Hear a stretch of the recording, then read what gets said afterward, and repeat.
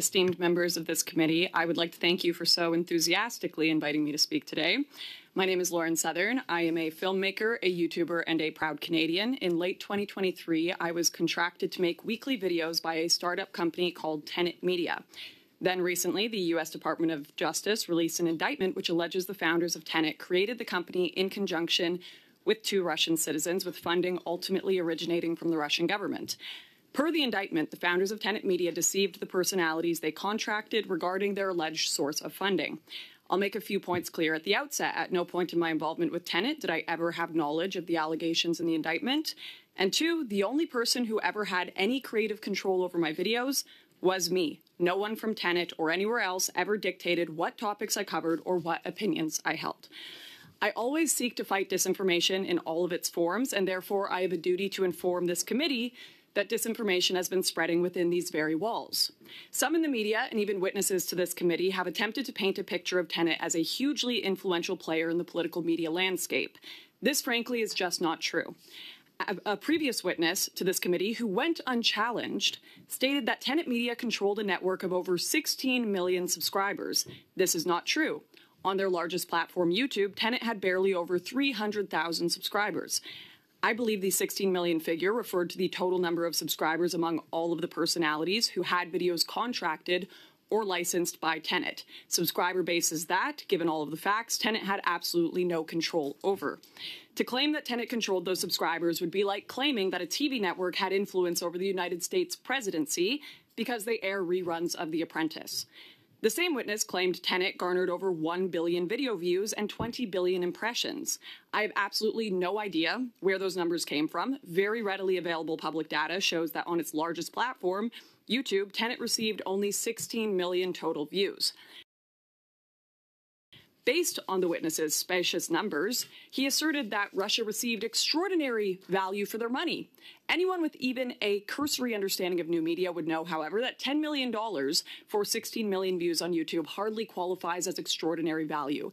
In fact, it qualifies as a total failure. So there is, in fact, a silver lining here. If the allegations are true, it appears Russia did attempt to influence Western media, but they failed pretty miserably. Now, I know the chief concern of this committee is how this debacle may have influenced Canadians. Well, I was the only Canadian commentator and the only host that consistently discussed Canadian issues. In fact, if the company had any creative control over me, which they didn't, they probably would have asked me to stop making Canadian videos since they didn't perform very well. So if you were worried about this alleged Russian money unduly influencing Canadian issues, good news, didn't happen. And I'll be honest, it has been surreal for me to watch our government, experts, and media assert that scripts I would jot down in my notes app in a line at the grocery store were secretly part of a giant foreign influence campaign. Arguably, the largest actual impact on Canadians here has been the amount of tax dollars they've had to spend investigating this non-issue. Some in the media and this government seem to have concluded that the only reason a regular Canadian could possibly hold certain views that do not align with the current Liberal administration is because of pernicious, widespread Russian disinformation. I would like to propose an alternative hypothesis, and I know it may sound insane. I know this breaches the borders of conceivable thought, but maybe, just maybe, some Canadians consulted their own moral compass and decided they don't want this country funding foreign wars. Maybe they looked around them at the hospital lineups or housing prices and thought immigration might be a little high. Maybe they lost their business during lockdown and think, I worry about my freedoms in this country. Some in this government are hell-bent on drastically exaggerating the extent of foreign influence because they can't seem to stomach the idea that they might be wrong about something and that a growing majority of Canadians legitimately and organically oppose what they are doing. They simply can't conceive that they are becoming unpopular naturally, so there must be foul play at work. Let me make this abundantly clear once more. No one but myself and my true experiences as a Canadian have informed my opinions. And to any members of this government who may be listening, I would suggest you familiarize yourself with these opinions because they are rapidly becoming the views of the majority of this nation. Thank you. Minutes. Thanks very much, Chair. I just want to get back to the amount that you were compensated. You said you made $100,000 personal that you were able to take home with you, but what was the total amount before you paid out different contracts? 5,000 US. Sorry, I missed that. It was 200 and something thousand US? 275,000 US. Okay, and how many videos did you create for Tenant Media? It must have been upward of 80. I don't know. I couldn't tell you the exact number, but quite a few. I had 3. Okay. Sorry, let me give you more specifics. I was contracted to do 3 videos a week and 2 mini documentaries a month. Okay, and you said they only have 300,000 subscribers. Is that right?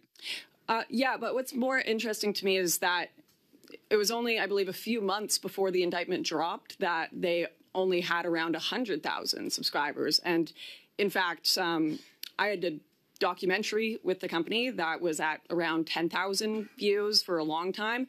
And mere days before the indictment dropped, it was at millions. So I think the numbers, and I know that there were ad campaigns done to promote the videos, but I think the numbers have been massively inflated by those who have an interest in exaggerating foreign interference. Well, but what was your idea of the business model here? Because I mean, they're paying you $275,000 US, and I know you're taking home 100,000 after that. But there are others with even more followers, and presumably going to get paid more as a result in their sort of stable of influencers. How are they making money off this in your view? Well, I mean, I was the top contributor, so I was getting some of the top view counts at the site. I was hustling very hard to make sure my videos did well, trying to grow the company. I did not know the salaries of my peers, so I was under the assumption that they were getting paid the same, if not less, because I was doing a large amount of videos.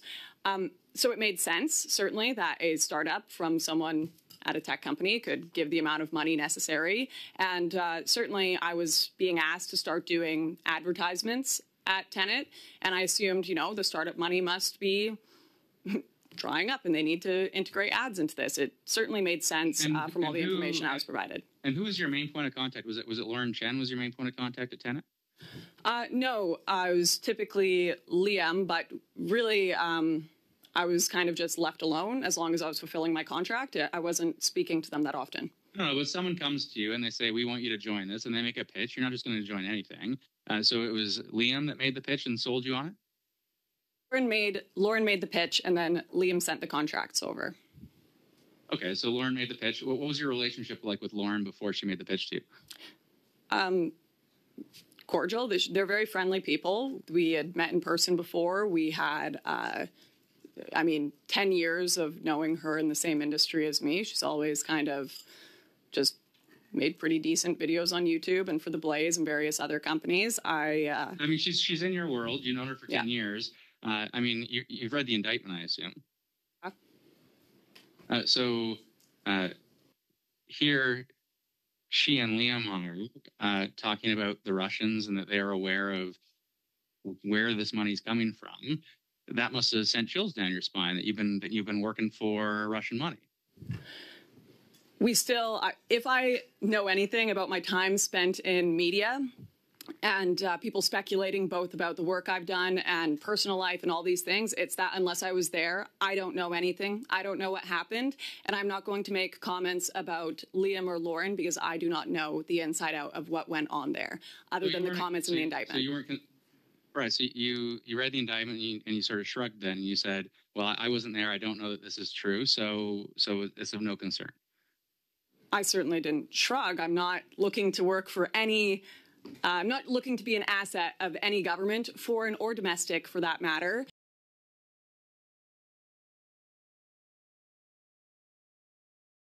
So no, I was not happy with the idea that I would be working for. I was certainly happy with the integrity of my work, all of which was done of my own volition, all my own opinions. And if there's any concerns by this committee about anything I may have published that was not factual, I'd be happy to correct that. But well, one thing, I don't know. I mean, one thing you said in your opening, you're talking about sort of people getting frustrated with this federal government, but you said one of your major examples was people who have lost business during the lockdown. I mean, sure, people were obviously very frustrated they lost business during the lockdown, but you must know, having been very vocal on this, that it was provincial governments that implemented lockdowns, right? You are aware of that. Sure, but there were plenty of acts by the federal government to shut down legitimate protests, shut down people's bank accounts. No. Business.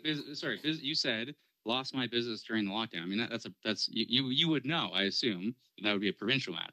I think you're getting into major semantics here. There are plenty of reasons to be concerned about freedom No, the in difference Canada. between provincial and federal governments are certainly not semantic differences. You also said, though, in your opening, your views are rapidly becoming the views of the majority of this nation. Do you think the Great Replacement theory is going to become the views of the majority of this nation anytime soon? Depends what you mean by the Great Replacement theory. What do you mean? Well, what do you mean by the Great? Well, that there's an active attempt to replace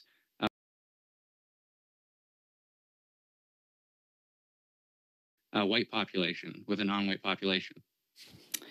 What do you mean by it? I think that there are a lot of people that have concerns about the impacts of mass immigration removing the culture in certain areas. I think you could ask people in Brampton or individuals in Surrey what they think about the language being spoke around them, whether it's a Canadian language whatsoever, whether they feel that their culture is being preserved. I don't think it's an insane concept. And in fact, I think many liberals would agree that many cultures and peoples have been replaced before by mass immigration, our Indigenous population not least of all. You might think it's insane, though, to head over to Russia, speak with a neo-fascist Alexander Dugin, and then praise the guy to say... Sorry, Mr. Erskine-Smith. You might think that's a level of insanity. Mr. Erskine-Smith, sorry. No, the time is up. We're actually over a little bit. So hopefully another member, can give you time to answer the question, but we're actually already over the time. Point of order to allow the witness to answer the question. So I'm going to move on to Madame Michaud, and then Mr. Johns. Point of order also. If you'd like, you can give her time to answer that question from your time. Point of order. Yeah, Mr. Shipley. We've been sitting in this committee for many months, many years now, and prior to you taking over that chair, that was always the policy. If there was a question asked, that the witness did have a chance to answer. That was always the policy. So I actually tried to stop Mr. Erskine-Smith from asking the question. I spoke while he was speaking. Of some insane things, and I think... So again, if members feel differently, then they can give the witness time to answer from their own time.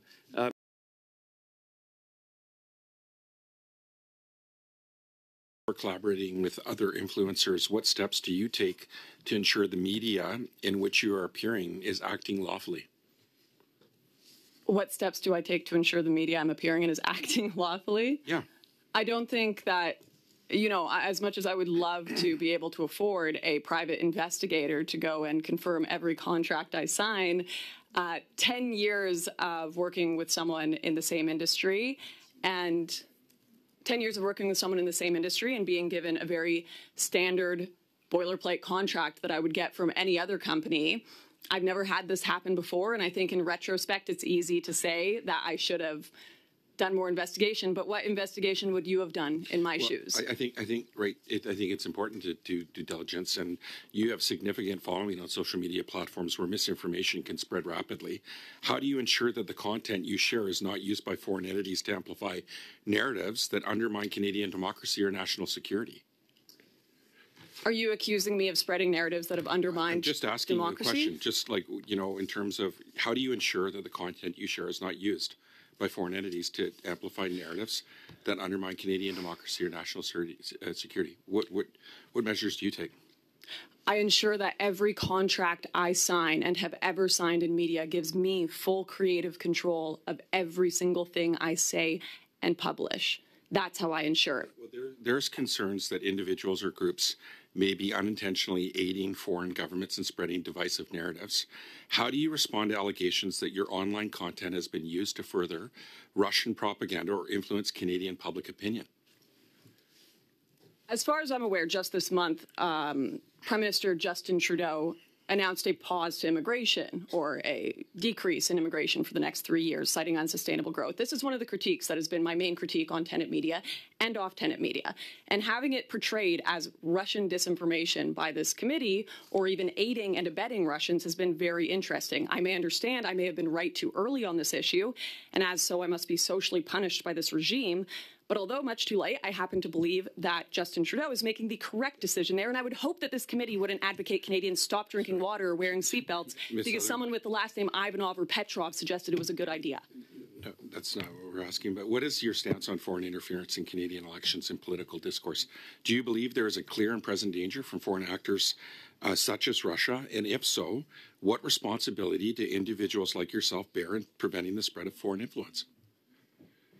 Do you take I was a commentator for a channel who had full control over the videos I made, and I ensured they were truthful. If you want to point to anything I've said that has been disinformation or aiding and abetting... I'm actually asking what you believe. Do you believe there is a clear and present danger from foreign actors such as Russia? And if so, what responsibility do you believe the individuals like yourself and your platform aid in preventing the spread of foreign influence? I think that it is rich that I am sat here and being asked what I have to do to stop foreign influence and foreign interference as a Canadian citizen. While we sit here with MPs like Jennifer O'Connell, who said boo-hoo to Conservatives who wanted actual elected politicians working with foreign governments to be exposed.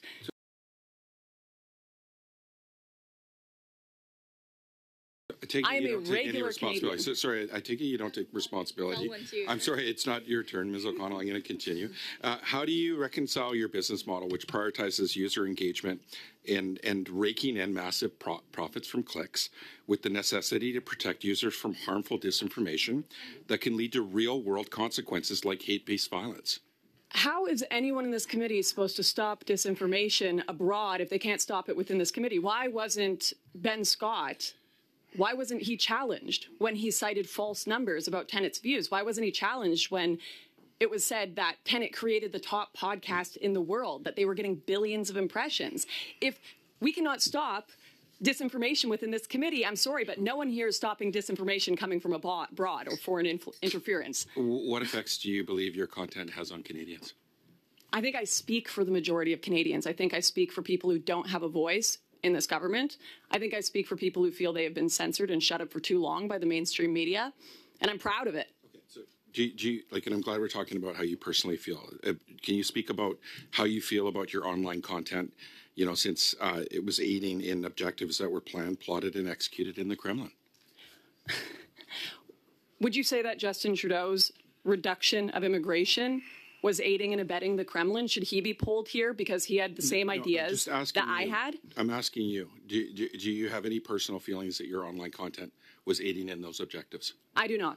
Okay. I disagree with that. Okay. I think I have very normal opinions that were all coming from myself. No one told me to have my views. No one forced me to have my opinions. My opinions are based on living and growing up in this country. Okay. Have you ever been in direct or indirect contact with Russian government officials, organizations, or agents? I've spoken to RT before in the past. Okay. Before the war. So, can you provide more information about the nature of these interactions, if any? Yeah, I believe I've done contributions to RT before, as many did pre-war, including Larry King, including Michael Moore. I think the only interview I ever did that even had anything to do with Canada was a brief interview on the trucker convoy, which was a live report on events happening around me. And I would have been just as willing to share that report with the CBC if they had asked me. Mr. Jones, that does conclude the first round. Thank you.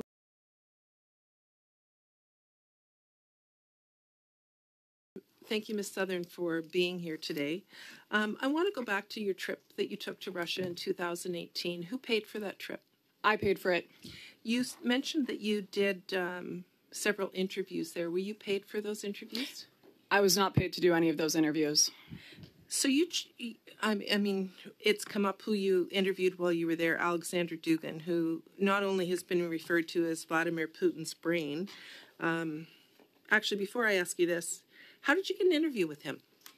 I watched an episode of The Agenda with Steve Piken, where he interviewed Alexander Dugin, and then at a either earlier or later date, he also interviewed a translator of Dugin's, who was a University of Toronto PhD student. And I contacted either him or one of his translators and got his email and said, Mr. Dugin, could I conduct an interview with you? And in a very brief response, he just said yes. So I just want to read, in 2014, Dugin said Russia should, quote, kill Ukrainians.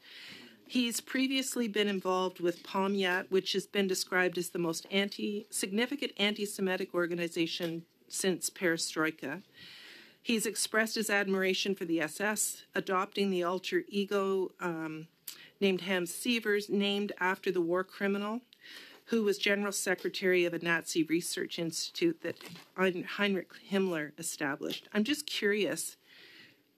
I know you've mentioned Steve Paikin a number of times, and I had limited time to look here, slightly different than the interview that you did. I'll just be honest. Why would you want to platform someone like that? The exact same reason Steve Paikin did and TVO did, because he is an interesting geopolitical figure, and I was more right than I bargained for initially at how interesting he would get. When I watched the TVO interview and when I watched the work of Michael Millerman, one of his translators, they kind of figured these ideas of... Do you agree with his views on Ukraine? No. I don't think we should kill the Ukrainians. On the contrary, I think we should be trying to not kill anybody. Not a big fan of killing people, Ukrainian or otherwise. And do you prescribe to his anti-Semitic views? No. Once again, you're interviewing me right now. Do you agree with all of my opinions?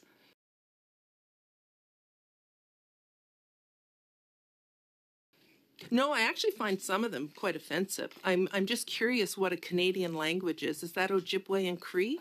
Typically in Canada, our national languages are English and French. I kind of figured this was common knowledge in here, but... Okay. Well, I guess, it's funny. I was just in the Baltic countries and met with the NATO Center of Excellence on Strategic Communications. And a lot of what you put out aligns perfectly with the type of Russian misinformation that I heard about, particularly around immigration. But anyway, that's just a comment. You have been...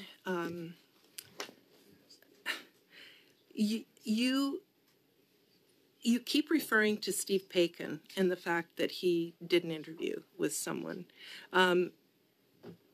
You went to Russia, if I'm not mistaken, you were barred from going to the UK, is that correct?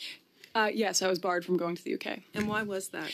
That was because I tried to set up a pride parade in Luton, and the Islamic population there typically are not a big fan of that.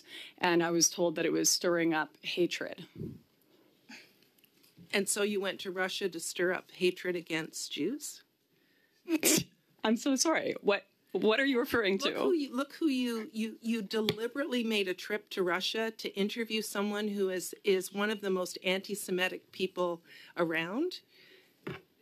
Is it just to be controversial? Is that, do you find that funny? What part? Yeah, I do find it funny that you are accusing me of taking a trip to Russia to stir up hatred around Jews when I don't think Jews came up once during my interview with Alexander Dugin. I don't know where you're getting that from. And once again, Steve Paikin conducted an interview with him. I guess you would have to make the same anti-Semitic accusation against TVO. Ms. Southern, his views are well known, and you deliberately went there, so you're basically trying to create chaos. Funny thing is, that's what they say Russia does with all the things that they do, is try to create chaos in society. So it sounds like your goal is to try and create chaos, and I don't get the sense that you have a lot of respect for Western liberal democracy as it is. So anyway, that's my time, Chair.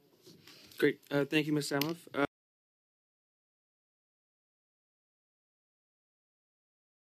That was addressed earlier.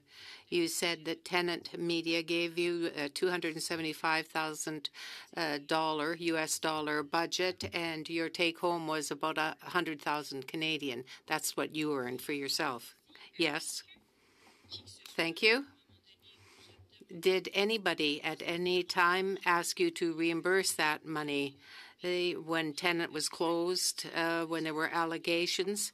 Did you meet any by the RCMP or CSIS or any type of security service that you met further to that? So I have not been asked to reimburse any of that money, but I have been visited by CSIS, who quite frankly have been putting immense psychological pressure on me to become an informant on this subject and other subjects. Ultimately, I declined because I'm not looking to become an asset for foreign governments nor this government, and I did not like the way in which they threatened and stalked me. And I would like to know how much Canadians paid for that, by the way. Je vous remercie. Thank you. In the UN reported last September, in February 22, that Russia had begun an illegal war on Ukraine. There were more than 11,000 civilians killed and many other thousands that were injured. That's a lot of people. What would you think about being an agent for this type of country that would wage this type of war on another country? Does not that put you ill at ease? You will never catch me speaking ill of the Ukrainian people. They are good people, and it is horrific what is happening to them and the losses that are happening to their community. And I hope that the suffering they are going through ends, and I hope that the Ukrainian people will be free. I do not and have never wanted to be an agent of any state, an asset of any state, foreign or domestic, and I have always, at any inkling that that is happening, have run the other way.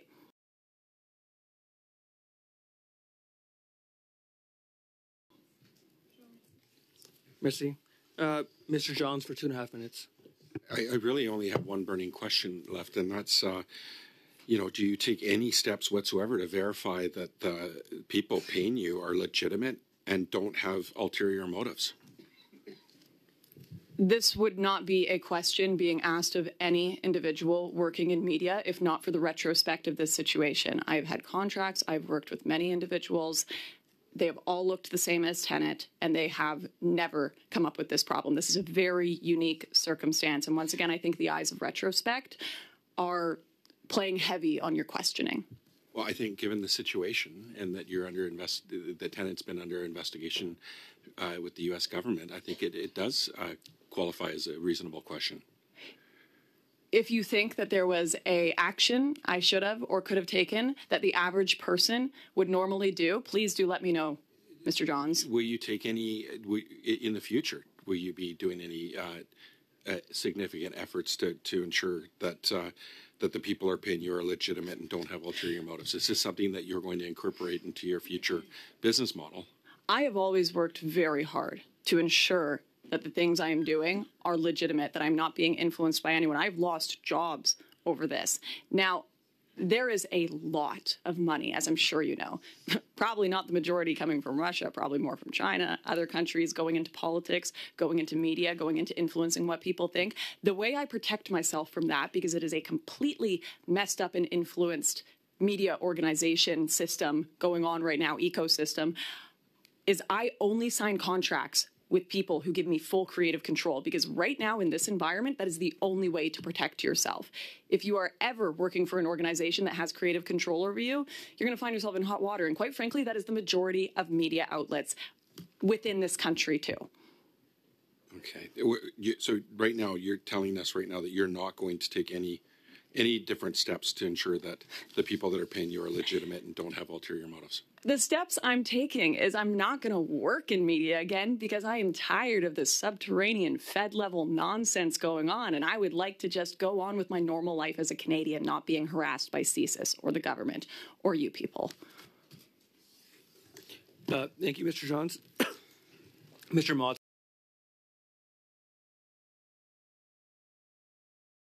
Ms. Southern, for being here. My questions aren't intended to harass, but rather find out some information. Now, you're described as a social media influencer, someone who is a political activist and a commentator, but what are your objectives when you, what do you aim to achieve when you connect with an audience?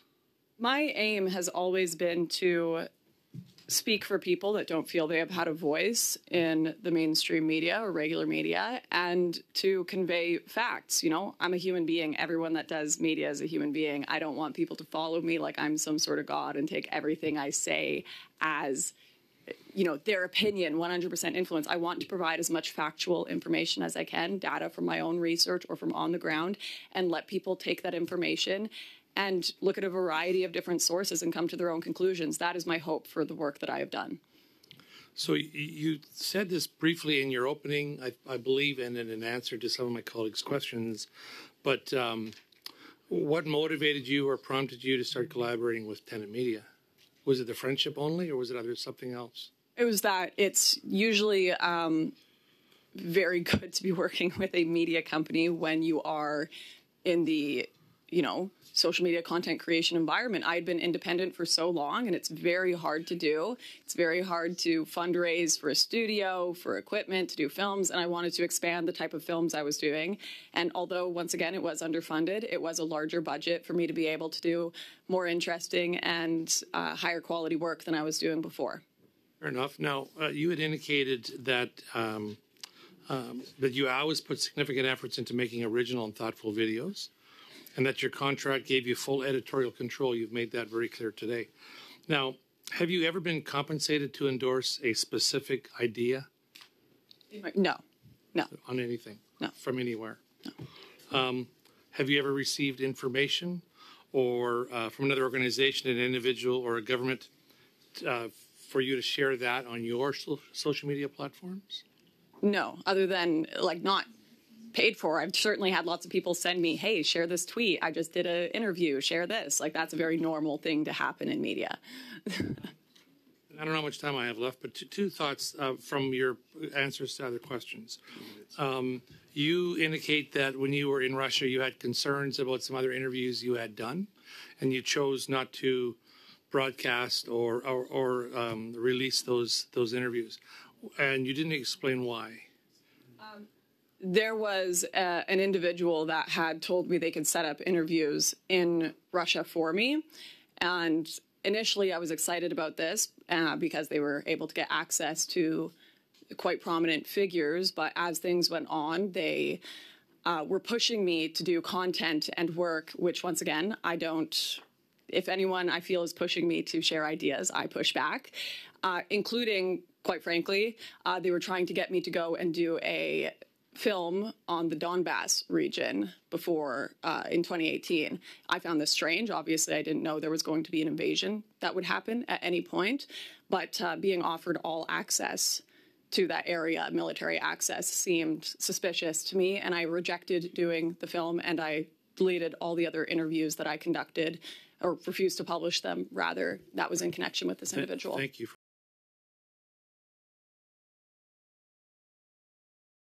that clarity. In my final moments, you made a very direct and scathing comment about the current, your opinion of the current media landscape in this country.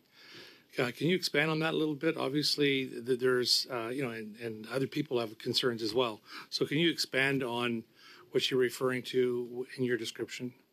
I have been doing YouTube for 10 years. When I started doing YouTube, it was individuals that were interested in sharing their opinions and beliefs without compensation, that genuinely cared about issues. Over the past 10 years... What I'm referring to is you talked to Mr. John's question, you talked about receiving compensation, and you made reference to the media outlets that exist today, yes, the national media outlets, receiving compensation from potentially places in this globe that are hostile to our democracy in Canada. Yes, what I was getting to is I believe there is a, I would have to give a written response later with the details, but based on my time... Sorry? Could you? Yes, I can. Based on the time I've spent in media, over those 10 years, I believe that a large majority of content is being influenced both from corporations, domestic government, foreign government, being paid for. I would say that even half the contributions, likes, and views on content are now all botted, not legitimate, genuine views. They're being astroturfed, and this is part of the reason that I am personally stepping away from my partaking in social media myself, because I don't believe that a lot of the internet we are engaging with today are real people. It is very different. You can feel it if you spent time on the internet 10 years ago. Great. Thank you. Thank you, Mr. Motz.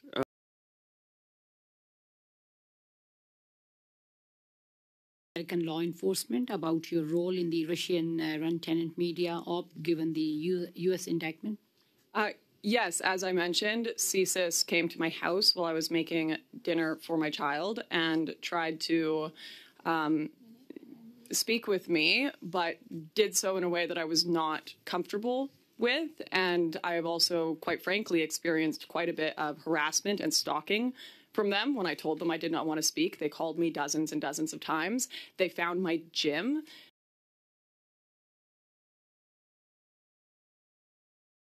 They told me that if I did not essentially become an informant for them, that I love being a mother, I love my child, and I would love to see him grow up and be there to provide for him, and it would be a shame if something happened to me.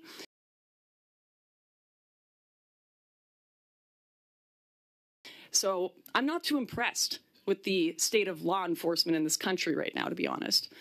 Are you aware that the content you created for Tenant Media, Russian disinformation campaign, is still available on Tenant's Rumble page? I have no control over that, but sure. Have you spoken to Lauren Chan or Liam Donovan since the U.S. indictment? I have not. You have no relationship with them? I have not spoken to them since the indictment, no. Will you use this opportunity today to call on Tenant to remove any and all content created by you from their Rumble and X accounts? No, all the content I made was of my own volition based on my own opinions and free speech, so I'm happy for that content to still be out there. Quite frankly, I spent a lot of money making some beautiful documentaries in which hardworking Canadians are featured who put themselves out there and are now being slandered as Russian disinformation, and I think that's a real shame. TikTok, Meta, and YouTube have all removed Tenant Media from their platforms using the U.S. indictment. X, formerly known as Twitter, has not. So why do you think that is the case? I have no idea. I don't work for these social media companies. Knowing what you do now about the Tenant Media and where their money was coming from, would you do anything differently? Yeah, I wouldn't have worked for them if I knew where the money was coming from. I'll pass my time to Ms. O'Connell. Thank you. Chair, I move to resume debate on the amendment to the motion proposed by Mr. Morantz.